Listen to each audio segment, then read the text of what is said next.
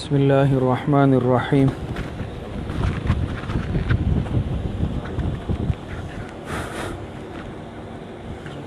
بسم اللہ الرحمن الرحیم نحمده ونصلي ونسلم على رسوله الكريم اما بعد فاعوذ باللہ من الشیطان الرجیم بسم اللہ الرحمن الرحیم قال اللہ تبارک وتعالی وننزل من القرآن ما هو شفاء ورحمة للمؤمنین صدق اللہ العظیم۔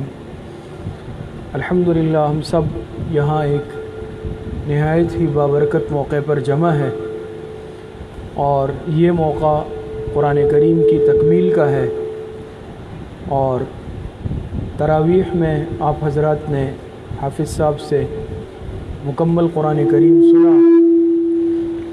آپ حضرات مبارکباد کے مستحق ہے۔ قرآن کریم ایسی عظیم الشان کتاب ہے کہ قرآن کریم میں اللہ پاک فرماتے ہیں ذالک الکتاب لا ریب فیہ، یہ وہ کتاب ہے جس میں شک و شبے کی کوئی گنجائش نہیں ہے۔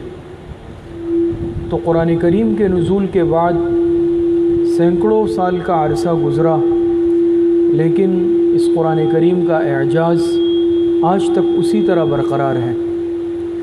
حضور علیہ الصلاۃ والسلام کے زمانے میں شعر و شاعری کا رواج تھا۔ جیسے مختلف انبیاء کو معجزات عطا کیے گئے تو وہ زمانے کے مطابق عطا کیے گئے۔ حضرت موسیٰ علیہ السلام کے زمانے میں جادوگری کا زور تھا، اللہ پاک نے ان کو جو معجزہ دیا عصائے موسیٰ، تفصیل آپ حضرات جانتے ہیں، اس کے سامنے سارے جادوگر عاجز آ گئے بلکہ ایمان قبول کر لیا۔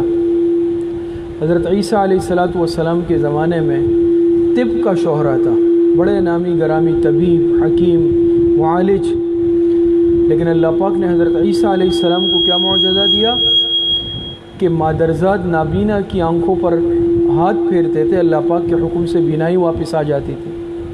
قم باذن اللہ کہتے تھے، مردہ کھڑا ہو جاتا تھا۔ تو اس زمانے کے جتنے طبیب جو بھی تھے، لیکن ظاہری بات ہے وہ اس چیز سے تو عاجز تھے۔ اسی طرح حضور علیہ السلام کے زمانے میں فصاحت و بلاغت کا دورہ تھا، اور آپ علیہ السلام کے زمانے میں جو عرب طبقہ تھا ان کو ہزاروں اشعار زبانی یاد ہوتے تھے، ہزاروں اشعار۔ اللہ پاک نے حضور علیہ السلام کو جو معجزہ دیا وہ قرآن کریم کی صورت میں۔ اور عرب اپنے آپ کو دیکھیں نا، عرب اور باقی سب کو عجم کہتے ہیں، ہم عجمی ہیں، آپ جانتے ہیں یہ اصطلاح عجمی، عجم کے معنی آتے ہیں گونگا۔ تو عرب اپنے علاوہ غیر عرب کو عجمی کہتے رہے کہ یہ ہمارے مقابلے میں ایسے ہیں جیسے گونگے، ان کو بولنا بھی نہیں آتا، یعنی ان کو اپنے اوپر اتنا ناز تھا کہ ہم ایسے فصیح بلیغ لوگ ہیں، اور تھے بھی۔ لیکن جب قرآن کریم کا نزول شروع ہوا، انہوں نے قرآن کریم کے مقابلے کی کوشش کی، قرآن کریم کے مقابلے میں ایسا کلام بنانے کی کوشش کی، ایڑی چوٹی کا زور لگایا، لوگوں کو تیار کیا، قرآن کریم کے ایک حرف کا مقابلہ بھی نہیں کر سکے۔ قرآن کریم نے مختلف مواقع پر چیلنج دیا کہ وہ ایک سورت بنا کر دکھا دو، 10 آیتیں بنا کر دکھا دو، ایک آیت بنا کر دکھا دو، ایک حرف بنا کر دکھا دو۔ ایک حرف بنا کر نہیں دکھا سکے، حالانکہ ایسے فصیح بلیغ تھے۔ میں نے عرض کیا کہ فی البدیہہ اشعار کہتے تھے، اور فی البدیہہ بھی کیا، ہزاروں اشعار، اتنے فصیح اور بلیغ تھے۔ پھر کبھی کیا کہا کہ یہ حضور علیہ السلام نعوذ باللہ شاعر ہے، کبھی کہا کاہن ہے، کبھی کہا ساحر ہے، لیکن ظاہری بات ہے ان کی یہ دعوے غلط تھے، عناد پر مبنی تھے۔ تو قرآن کریم نے چیلنج دیا کہ بھئی تم اس کا مقابلہ کر لو، اس کا مقابل بنا کے لے آؤ، تو وہ نہیں کر سکے ایسا۔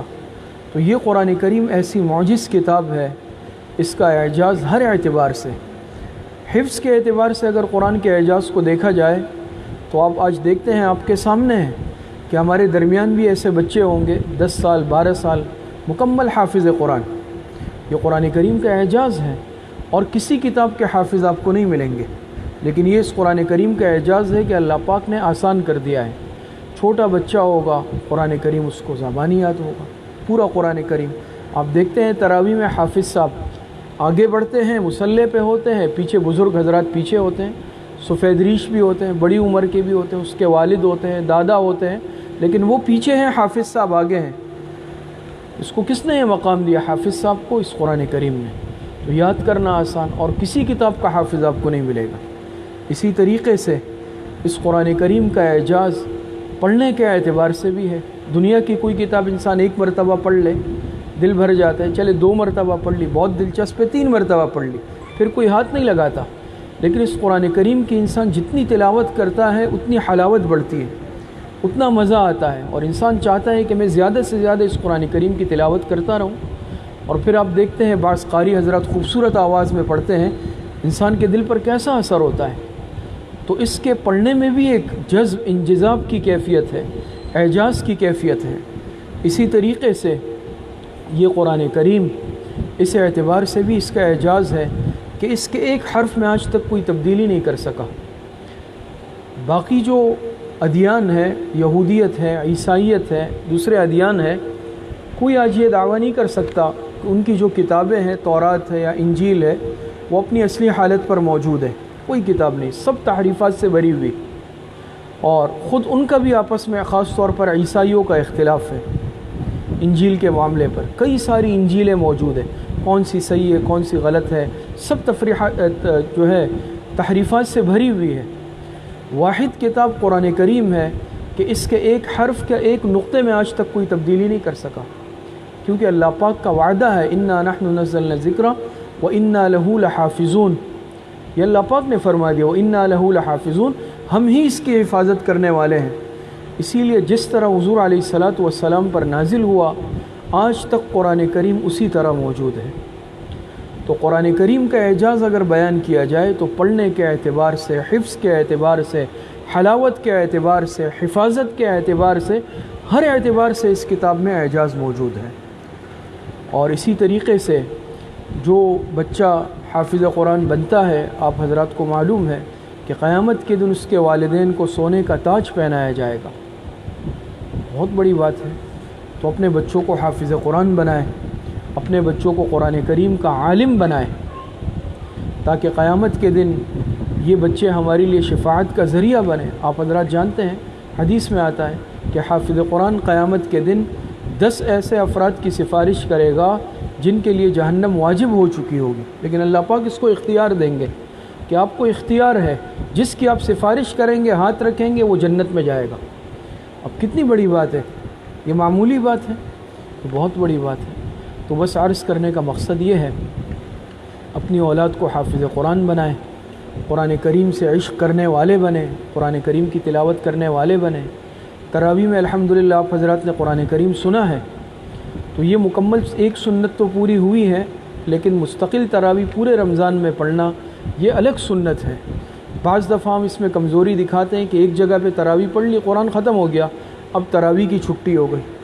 اب آپ کو اتنا اختیار ہے کہ آپ کہیں بھی جا کے تراویح پڑھ لیں یا مختصر صورتوں سے پڑھ لیں، لیکن بہرحال تراویح آخر تک پڑھنی ہے۔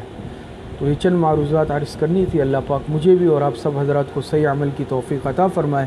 وآخر دعوانا ان الحمدللہ رب العالمین۔ ابھی مفتی خالد صاحب انشاءاللہ دعا فرمائیں گے۔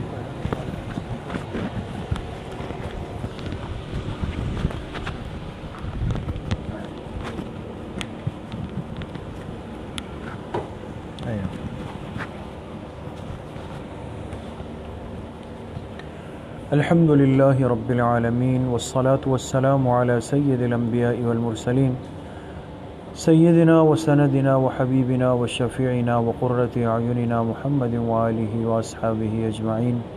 اللہم آنس وحشتنا فی قبورنا، اللہم ارحمنا بالقرآن العظیم واجعلہ لنا اماما ونورا وہدی ورحمہ۔ اللہم ذکرنا منہ ما نسینا وعلمنا منہ ما جہلنا وارزقنا تلاوته آناء اللیل وآناء النہار واجعلہ لنا حجتا یا رب العالمین۔ یا اللہ یا ارحم الراحمین، یا اکرم الاکرمین، ہمارے صغیرہ کبیرہ ظاہراً باطناً ہر طرح کے گناہوں کو معاف فرما دے۔ یا اللہ پوری امت کے گناہوں کو معاف فرما دے۔ یا اللہ تراویح میں جو آپ کا عالی کلام پڑھا گیا، اسے اپنی بارگاہ میں انتہائی درجے میں قبول اور منظور فرما دے۔ یا اللہ جس بابرکت اور قیمتی مجلس میں آج ہم سب یہاں پر جمع ہے، ہمارے اس آنے کو، اس بیٹھنے کو، کچھ سننے اور سنانے کو اپنی بارگاہ عالیہ میں انتہائی درجے میں قبول فرما لے۔ یا اللہ اس قرآن کریم کے ختم کی، اس کی تکمیل کی برکات حافظ صاحبان کو، سامعین کو، شرکاء کو، پورے اہل خانہ کو، پورے اہل محلہ کو، اہل علاقہ کو، ان کے اساتذہ کو، اے اللہ پوری امت مسلمہ کو کامل درجے میں اپنی شان کے مطابق نصیب فرما دے۔ اے اللہ اس قرآن سے ساری زندگی تعلق جوڑ کر رکھنے کی توفیق نصیب فرما دے۔ اے اللہ اپنے اس پاکیزہ کلام کی محبت فرما دے۔ آلات لہو و لعب سے، آلات موسیقی سے، گناہوں کی چیزوں سے اے اللہ ہمارے گھروں کو، ہماری نسلوں کو، ہماری آل اولاد کو محفوظ فرما دے۔ یا اللہ یہ جو مبارک مہینہ آپ نے عطا فرمایا ہے، اس کی قدردانی کی توفیق نصیب فرما دے۔ یا اللہ جتنے دن، جتنی راتیں گزر گئی، جو ٹوٹے پھوٹے اعمال ہم سے ہوئے ہیں، یا اللہ اپنی شان کے مطابق قبول فرما لے۔ یا اللہ جتنے دن، جتنے عشرے باقی ہے، اس کو اپنی رضا میں گزارنے کی توفیق نصیب فرما دے۔ یا اللہ ساری زندگی اپنے دین سے، اپنے اس پاکیزہ کلام سے، پاک پیغمبر کی مبارک زندگی سے، مبارک سنتوں سے یا اللہ جڑ کر رہنے کی توفیق ہم سب کو نصیب فرما دے۔ جتنے بیمار گھروں میں ہے، اسپتالوں میں ہے، روحانی بیمار ہے، جسمانی بیمار ہے، اے اللہ سب کو شفائے کامل عاجل نصیب فرما دے۔ جتنے پریشان حال ہے یا اللہ تمام کی پریشانیوں کو ختم فرما دے۔ اس حافظ صاحب نے قرآن کریم سنایا ہے، ان کے والد صاحب ہمارے بھائی عمران صاحب، اے اللہ پاک ان کی زندگیوں میں، عمر میں، رزق میں، ہر چیز میں یا اللہ خوب خوب برکتیں نصیب فرما دے۔ ان کو دنیا کی، آخرت کی کسی آزمائش تکلیف سے یا اللہ محفوظ فرما دے۔ یہاں رہنے والے جتنے احباب ہیں، ان کے جتنے رشتہ دار ہیں، ان کو دین دنیا کی خوشیاں، سعادتیں اور برکتیں یا اللہ نصیب فرما دے۔ ہم سب کا خاتمہ بالایمان و بالخیر نصیب فرما دے۔ ہماری دعاؤں کو اپنے فضل و کرم سے، فضل و رحمت سے اپنی بارگاہ میں قبول و منظور فرما دے۔ وصلی اللہ وسلم علی نبینا محمد وآلہ وصحبہ اجمعین برحمتک۔